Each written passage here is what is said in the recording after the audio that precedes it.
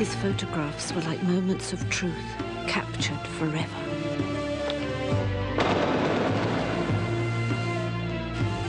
This is Alexander Kirchhoff. He's the one who won the Pulitzer Prize last month. How nice for you. He wanted me to be with him, to leave everything behind. My job, my husband, my life. I have to be here. Please, try and understand. For somewhere strange and unfamiliar to me. Don't forget to write. Where old struggles ignite new passions.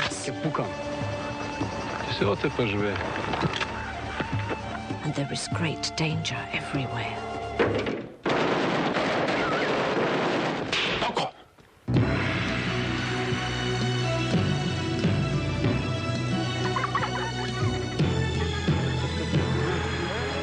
Gramercy Pictures presents an unforgettable motion picture. Hello? I need to speak to Alexander Kirchhoff, please. Nein, English. Once you hear the words, What happened to you? What did they do to you out there? once you know the faces, I learned.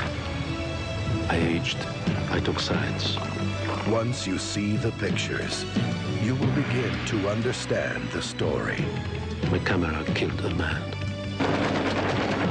Oh, my God. I never showed those pictures to anyone.